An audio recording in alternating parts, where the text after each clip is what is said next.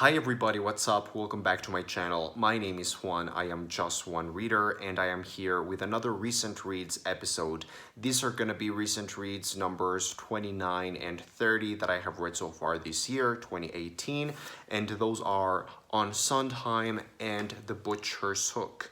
Now, I recently just posted a video in which I talked about the same books, but I kind of got confused. I messed everything up in that video because I named that video book reviews, just like in-depth book reviews, and that's what my intention was. I intended to make in-depth reviews about these two books, and that's what I ended up doing, but I got kind of messed up, and at the beginning of that video I kind of labeled it as Recent Reads, but then I rambled on for 30 plus minutes, so it was kind of a weird thing. But anyways, this is the actual Recent Reads wrap-up in which I will talk about the books very briefly. So if you haven't watched that previous video in which I talked about these books, that's okay. That's what this video is for.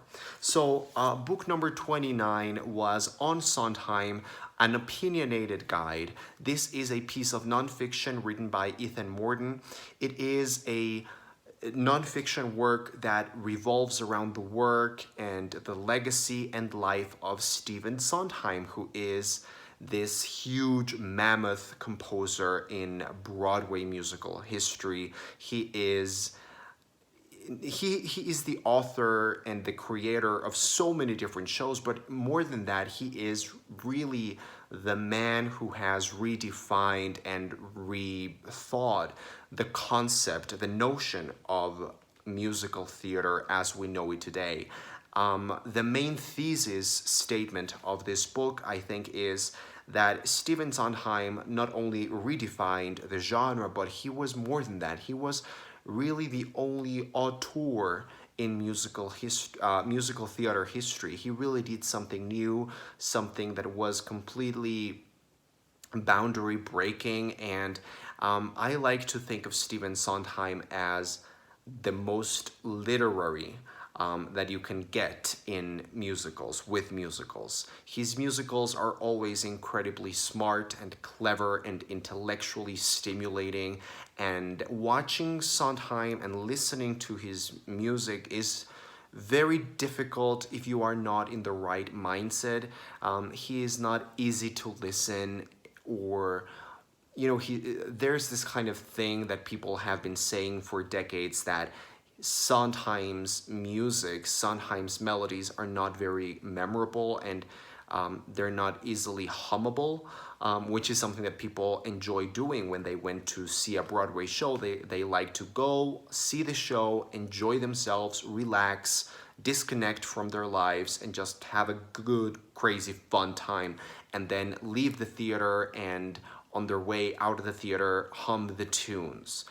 And Stephen Sondheim came in and completely broke that. He redefined the genre, like I said, and he made this genre artistic again, and he really gave a lot to the genre.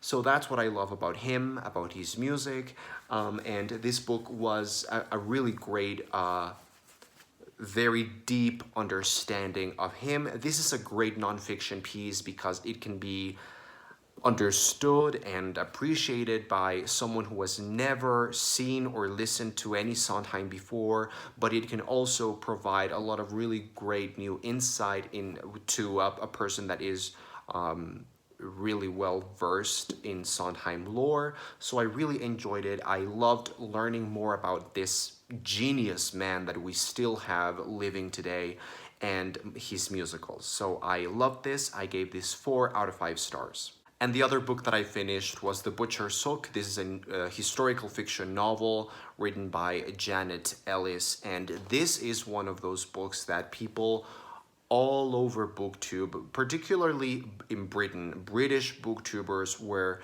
crazy about this novel when it first came out last year, 2017. They loved it. I remember the first person that I saw talking about this in a video was probably Jen Campbell, and I remember very distinctly writing it down and thinking to myself, you need to read that book. And then Mercedes read it, and a lot of people followed and read it and loved it and posted amazing reviews. And I tried to get a hold of the book, but it was really difficult to find a copy here in Mexico until it was finally available from Amazon. I got it, I purchased it, it came home, I got it, and then I put it on my TBR shelf for quite a long time, for like maybe even longer than a year. So this month I finally decided to pick it up, and oh, I was not disappointed. I wish I had read it sooner. This was such a fun, entertaining, dark, deliciously dark and twisted and perverse novel. It was such an experience. It's not a perfect novel by any means. It's not super literary, but there is a lot of literary things to be discussed in here. If you go back into the video that I just posted recently about in which I talk about this book in a lot of more depth, I talked in that video about the notion of inevitability and this kind of tragic sense of dread and doom that goes with this book, that goes with reading this book. In this book, we follow this character, and she is, I think, 18 or 19 years old at the beginning of the novel, and she is the only daughter of this pretty wealthy family in England, in London, in the late 1700s. And she lives in this family, and it's kind of a very oppressive, claustrophobic, and kind of somber and desolate family dynamic that they have going on. And without, spoiling anything major, she finds herself in this situation in which she has to take matters into her own hands, and that involves her committing this really violent things, and these very violent crimes. In that regard, in that way, this book reminded me a lot of The Lady Macbeth of the Mzinsk district by Nikolai Leskov. It's kind of similar in that it is kind of set in a historical atmosphere, and they are both about women, very young women who are kind of trapped in very unfortunate situations that have to do with men, and they have to do the unspeakable in order to really find some freedom, and that involves a lot of tragedy and a lot of violence. Now, something that I really, really, really enjoyed about this book was that it's very much a character-driven novel, and don't get me wrong, sometimes people think that a character-driven novel is boring and slow-paced, but this is exactly the opposite of that. This is an incredibly fast-paced thriller of a book. It is unputdownable. You are going to destroy your eyeballs when you read this book, because you will not want to stop reading. You will read until you crash and burn. It's incredibly addictive and fast-paced, but it is incredibly character-driven. We are looking at everything that happens through Anne's eyes and perception, and we get a lot of detail, very intimate, private detail about herself, about her life, about her early childhood, and also a very upsetting, gritty, grotesque insights into her mind, and we see her fantasies and her thoughts and the way that she describes her impulses. Everything is very vivid and very raw. That's how I would describe this book. It is raw, it is unapologetically honest, it's just the way it is, and she thinks this really upsetting, unpleasant, horrifying, awful things, and she does a lot of really awful things as well. I think it's a very interesting character study. As a psychologist and psychoanalyst, this book left me thinking quite a lot about if I had to diagnose this character, what would I do? What kind of clinical structure or clinical diagnosis would I go for? And I think it would be very easy and very shallow to diagnose this character as a psychopath, a serial killer, or an antisocial personality, because that's kind of obvious. That's kind of very much at the surface of the novel. But I didn't read her or her character, I didn't read her as a psychopathic personality disorder. I read Anne more as a schizoid personality.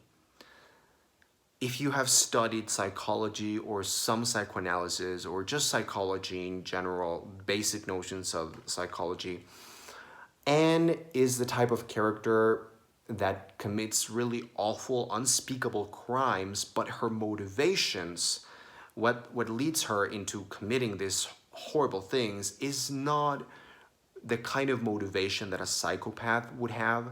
She is more of a narcissistic, low functioning, schizoid, almost psychotic personality, kind of organization of personality. I know that doesn't mean anything for a lot of people who are watching, but it was very interesting for me to analyze this character this way. Now, I would absolutely recommend this book to literally anyone. In particular, I would recommend this to readers who have found themselves at a reading slump, or people who are not really big readers, people who don't often read and want to find a novel that is going to be really gripping and really exciting and disturbing. This is the kind of book that presents you with some really grotesque, gory, awful, violent things, but it doesn't make you look away. It actually makes you look more closely and with more curiosity. This is the kind of narrative and language, the language of the way that it's told sparks your curiosity and engages you from the very first page until the very last. So I gave this 4.5 stars. It is really interesting. It's not a perfect novel. It has some flaws.